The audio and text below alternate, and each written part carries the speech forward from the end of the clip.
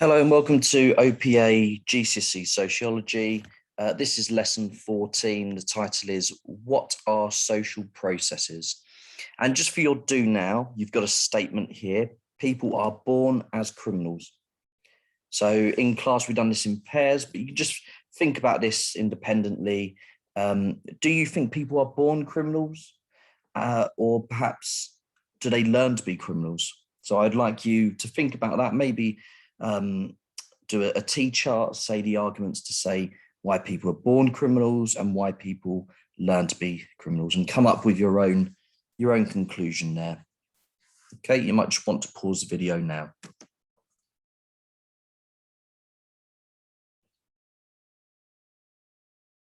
Right, so when we went through this in class, generally speaking, it was about 70-30 split. About 70% of class thought people learned to be criminals because of their background and the environment they're brought up in. And then there's 30% who said, yes, it's more complex, but generally swayed on the side of genetics and biology. And if you looked at the stretch and challenge, you would have seen this very much links into the idea of the nature nurture debate.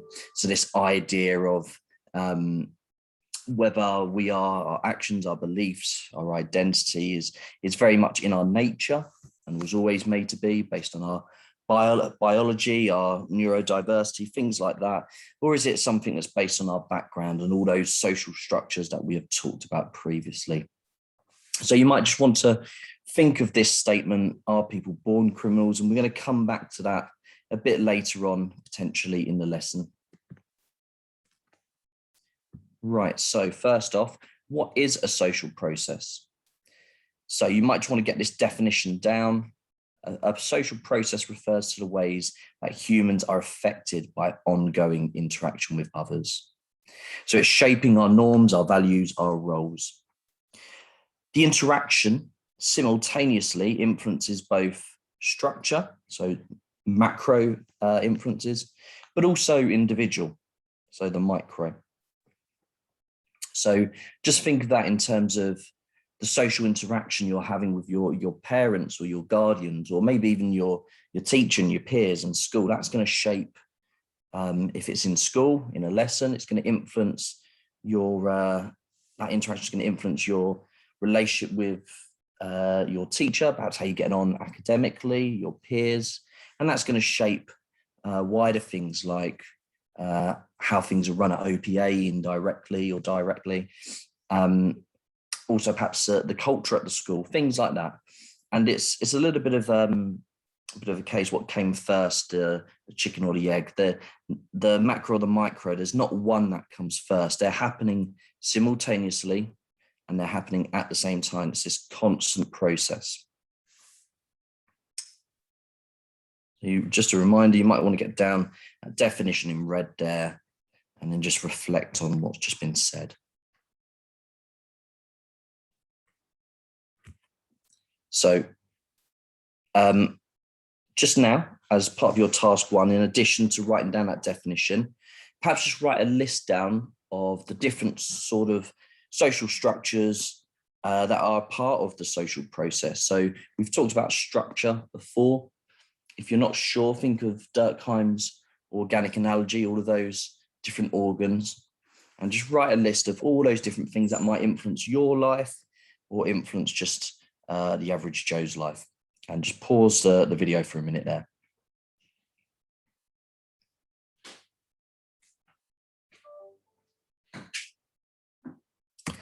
Excellent. So we're just going to go through these, and we have done them before. So you've got things there, structures like crime, the media, religion, family, education, work, your socioeconomic, so that's poverty, whether you're in it or not. And that links into your class, your gender, your race, your age, health. There's so many things, so many social structures out there that do influence us.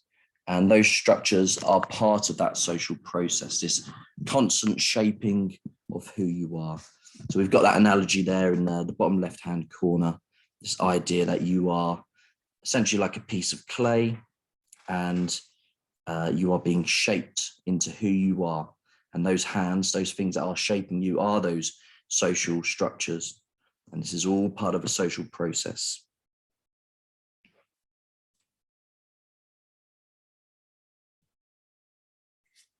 So just very quickly, you might want to write down which social process do you think is the most important, and have a justification why that is.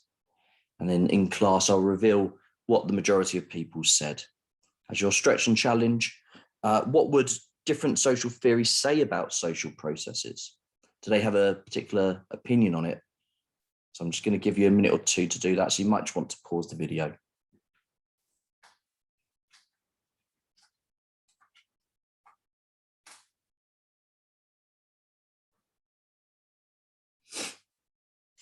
Right, so generally speaking, and people in the class got this as well, the most important social structure there in the social process generally is the family.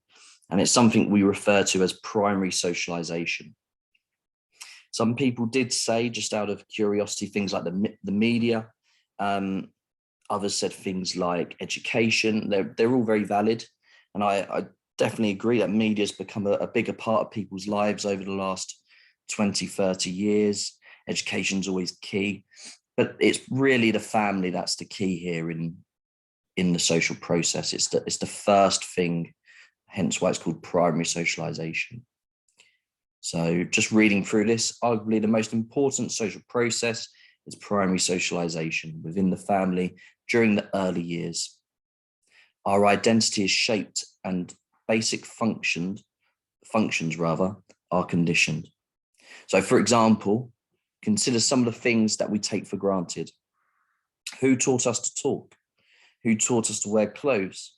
Who told us when and what to eat? Who told us how and when to go to the toilet? So basic functions we all take for granted, but we would have been taught them at some point. Even something as little, I use this in class, even something as little as knowing when to say please and thank you, or the whole routine of eating your dinner. Generally speaking, people either eat in the living room or they'll eat at a dining room table. And it might be that you're observing your family, seeing how they're eating their food, or saying please and thank you in a restaurant when their food gets brought over to them. So there's a bit of imitation going on there, but it might be that they're policing you as well. So if you're not acting in a correct way around the table, you're not following those norms and values, then they might punish you for it. So constantly thinking about that, that's an example there of how the family is conducting this social process. Through interaction with our family, a social process, which is learnt some of the most basic, where we learn some of the most basic norms and values of our society. So the example here, I've used, for example, when we are good, we are praised and rewarded. When we are bad, we are punished. So this teaches us not only basic norms, so things like thank you, please, but it's the value of politeness.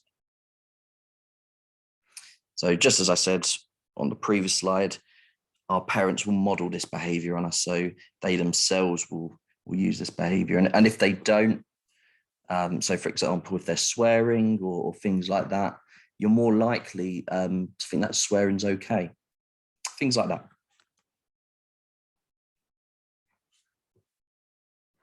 So for task 3, I'm just going to talk through how the social process can influence roles. And we're going to look at a feminist example here. It's a key concept called canalization. So just really writing down what canalization is and a nice description, a nice example of that. So I'm just going to read through it.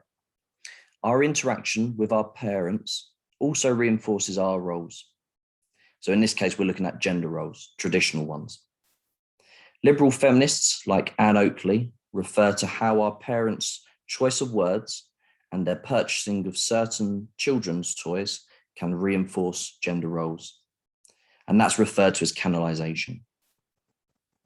So we're constantly being told these traditional or hegemonic ideas about what it is to be masculine, what it is to be feminine, even as early as the ages of 2, 3, and 4. And it's really done in subtle ways. So just going through the example here. So when you're praised, your parents might say good boy or good girl, or equally bad boy, bad girl. And just think about those toys you would have had in childhood. So for the guys, it might be that you had something like an Action Man, or you might have had toys relating to things like construction, mechanics, maybe sports that are generally associated with guys. And then on the flip side of that, the girls might have had things like Barbie or Bratz, or even toys where it's encouraging sort of domestic roles at home. So sometimes you see toys like kitchen imitations, cooking imitations. So all of this is reinforcing traditional gender roles. So through the toys, it's encouraging for girls this emphasis on cosmetics, or perhaps even the traditional housewife role. Whereas for guys, it's encouraging this idea of being masculine and tough. So through action, or it might be through encouraging jobs like construction jobs in the future. So we can see there the social process is not just teaching us norms and values, it's also encouraging formal and informal roles.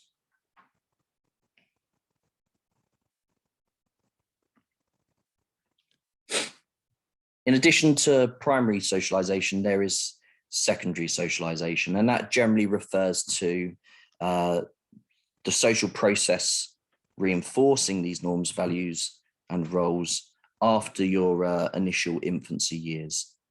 So even today in a normal lesson, it will be your peer group, so how you interact with your peers. It will be education, so how you're engaging in your education. But it might be other things as well, other stratifications, things like age, race, gender, class, all of these things reinforcing the norms, values, and roles that shape your identity. So what you might want to do now, just get an example down of secondary socialization, or just think of one off the top of your head, and then I'll share one or two two ideas that students had in class.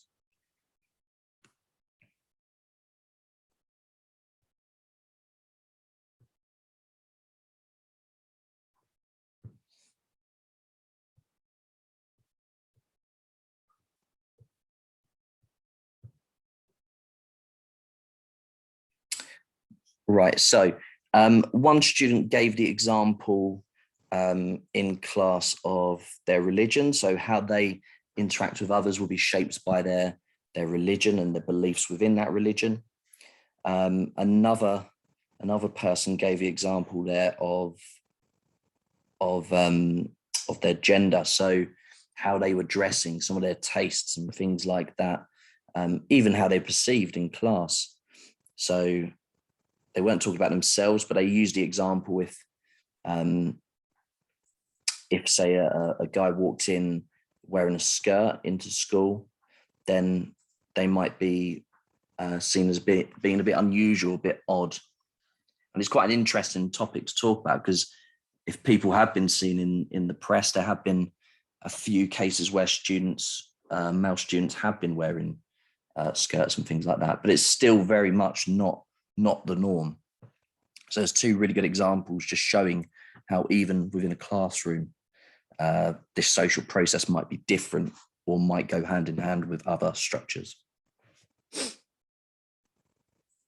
Okay, so in addition to knowing what primary and secondary socialization is, we need to know the difference between formal and informal social processes.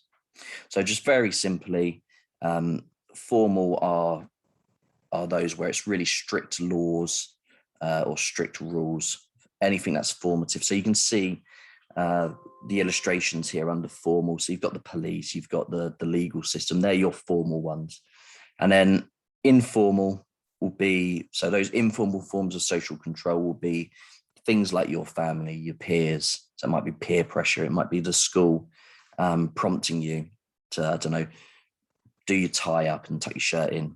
Or it might be social media for you. You might be regulated through comments and interaction you're having on social media. So I'm just going to give one example of where you can have formal and informal social control within school. So you might have it formally in terms of you might be excluded if you got in a fight or if you've done something really bad, and that's reinforcing this idea of norms and values, what is seen as acceptable behavior. But it might be informally in terms of, like I said, a teacher just telling you, giving you a quick cue, maybe a look, or maybe just telling you to stop doing what you're doing, or telling you that something's really good. And equally, it might be within a classroom, your peers might make a comment or react in a certain way depending on what you're doing. So we can see there that it's not always a clear-cut formal or informal. So finally, there is a video here, and we're coming back to this idea of nature nurture. So how the social processes in the grand scheme of the nature nurture debate. There is a video for you to watch. So if you go on Fuse School and type in, so on YouTube that is, type in Fuse School, nature versus nurture debate, there'll be a short video just for you to watch. And I would recommend, if you don't know what the nature nurture debate is already, just writing a short summary of that. Okay, this idea that our actions, our beliefs, our identity is either shaped by our environment or by our genetics and biology. And then just as a stretch and challenge, as we did at the beginning of the lesson, what I want you to do is I want you to respond and say, are people born criminals? Has your opinion changed? Has it stayed the same since that do now at the beginning?